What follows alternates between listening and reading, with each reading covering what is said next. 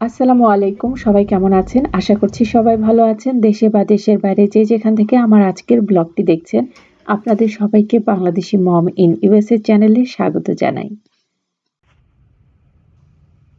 চারপাশের অবস্থা দেখে বুঝতেই পারছেন কেমন অবস্থার মধ্যে এখন আমরা আছি।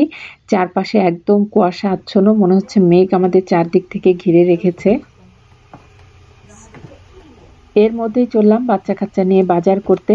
যেহেতু আমাদের এদিকটাতে আইস স্টর্ম ওয়ার্নিং দিয়ে দিয়েছে, তো বাজারে যেয়ে আরো আমার দেখার ইচ্ছা হলো যে আসলেই বাজার-ঘাটে সবকিছু বেচাকেনা শেষ না এখনো কিছু অবশিষ্ট আছে।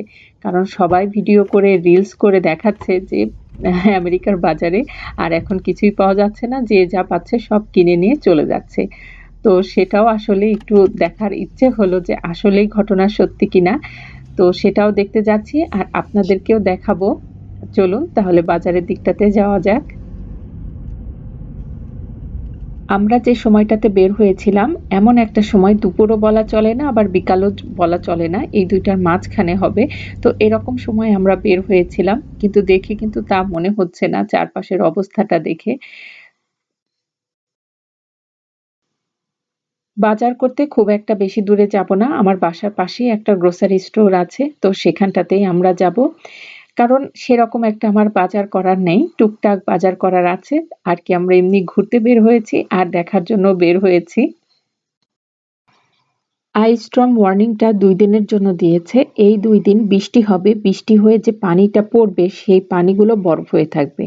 যার উপর দিয়ে আপনার হাঁটাও যাবে না, গাড়িও চালানো যাবে না, একদম স্লিপারি হয়ে থাকবে। তো যার কারণে কি করেছে, এই যে স্টোরগুলোর সামনে দেখলাম লবণ ছিটিয়ে রেখেছে। এতে করে কি হবে, বরফ যখন হয়ে যাবে সে অবস্থাতে বরফগুলো গলে পানি হয়ে যাবে, যার কারণে লবণগুলো ছিটিয়ে রেখেছে। আর চলে আসলাম স্টোরের ভিতরে। স্টোরের ভিতরে এসে তো পুরাই অবাক, যে শেলফেই তাকাচ্ছিলাম সেখানেই সব ফাঁকা দেখতে পাচ্ছিলাম। মাত্র ২ দিনের জন্য এই আইস স্টর্ম ওয়ার্নিংটা দিয়েছে আর এতেই এরকম অবস্থা হয়ে গেছে। এমন না যে সপ্তাহ জুড়ে বরফ হয়ে থাকবে, মাত্র ২ দিনের জন্য। তাতেই মানুষ প্যানিক হয়ে এত কেনাকাটা করে নিয়েছে। তো এদিকটাতে ব্রেড সেকশন পুরাই ফাঁকা। একটা প্যাকেটও অবশিষ্ট নেই। মানে যে শেলফে তাকাচ্ছি সেটাই ফাঁকা। পাশের শেলফটা দেখুন, এটাও ফাঁকা। মানে আর যেসব বড় স্টোর আছে সেগুলোতে নাকি আরো খারাপ অবস্থা। তো মানুষ প্যানিক হয়ে এত কেনাকাটা করেছে মাত্র ২ দিনের জন্য। তবে হ্যাঁ, আটলান্টার নর্থ সাইড দিকটাতে একটু আবহাওয়া বেশিই খারাপ হয়ে যায়। আর আমরা যেহেতু সাউথ সাইডটার দিকে থাকি, এদিকটাতে এতটা বেশি খারাপ হয় না। তারপরও যে পরিমাণে ঠান্ডা বা বরফ পড়ে সেটাই সহ্যের বাইরে চলে যায়। যাই হোক, আমার টুকটাক বাজার করা হয়ে গেছে। এখন এগুলো নিয়ে বাড়ি চলে যাব। তবে দেখলাম হ্যাঁ, ঘটনা আসলেই সত্যি। মানে মানুষ এত কেনাকাটা করেছে, তাও আবার ২ দিনের জন্য। তো যাই হোক, যার যতটুক প্রয়োজন সে হয়তোবা ততটুক সেই পরিমাণই কিনেছে বা পরিমাণের বাইরে যেয়েও অনেকেই কিনেছে। তো এখন ঘরের দিকে যাওয়া যাক। আমাদের বাজার করা আপাতত শেষ।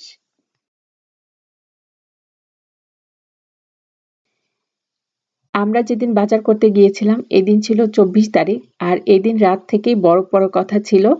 তো কতটা পরিমাণে বরফ পড়েছে কি পড়ে নাই পরবর্তী ভিডিওতে আপনাদের সঙ্গে শেয়ার করব ইনশাআল্লাহ। ঘরে ফিরে বাজারঘাট গুছিয়ে নাস্তার আয়োজন নিয়ে বসেছিলাম।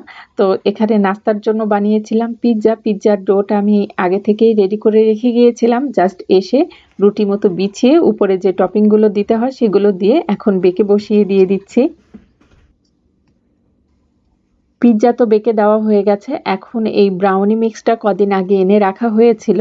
তো বানানোই হচ্ছিল না। তো ভাবলাম এখন এই ব্রাউনিটা বানিয়ে নিই। তো ব্রাউনির যে প্যাকেটে সবকিছু ইনস্ট্রাকশন দেওয়াই আছে কিভাবে বানাতে হয়। তো আজকে ব্রাউনিটা বানাচ্ছে মায়েরা।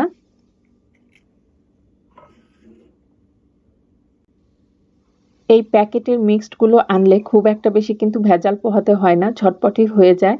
তো ওই প্যাকেটের গায়ে যা লেখা আছে সে অনুসারেই মায়েরা এখানে সবকিছু দিয়ে নিয়েছে, তেল, পানি আর একটা ডিম। এখন এগুলোকে একসাথে ভালো করে মিশিয়ে নেবে। এগুলো আবার খুব বেশিক্ষণ ফেটাতে হয় না, সামান্য একটু ফেটিয়ে নিয়ে তারপরে ওই ব্রাউনি মিক্সটা দিয়ে দিলেই হয়ে যাবে।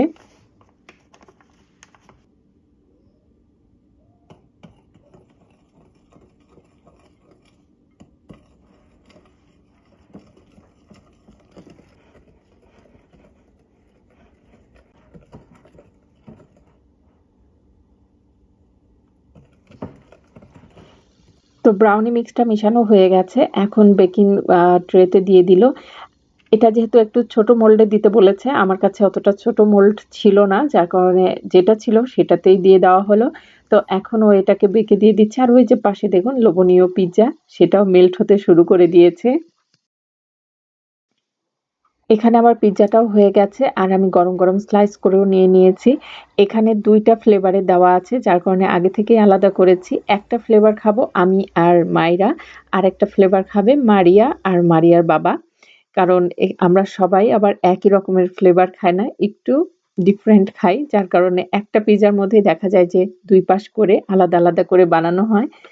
তো এখানে গরম, গরম খাওয়া হচ্ছিল। কেমন হয়েছে? মজা? ব্রাউনিটা এখনো রেডি হয়নি, যেহেতু পিজ্জাটা আগে বেঁকে দিয়ে দিয়েছিলাম আর ব্রাউনিটা পরে দিয়েছিলাম।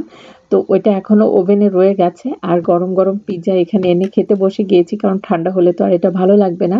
তো পিজ্জার সাথে মায়েরা একটা সসও বানিয়েছিল, সেই সস দিয়েই পিজ্জাটা খাওয়া হচ্ছে। আর সসটা কিন্তু খেতে অসম্ভব মজা হয়েছিল।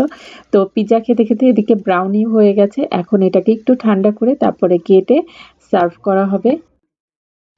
আজকের ব্লগটা এতটুকুই। দেখা হবে নতুন কোনো ব্লগের সাথে। সে পর্যন্ত সবাই ভালো থাকবেন, সুস্থ থাকবেন। আজ তবে আসি।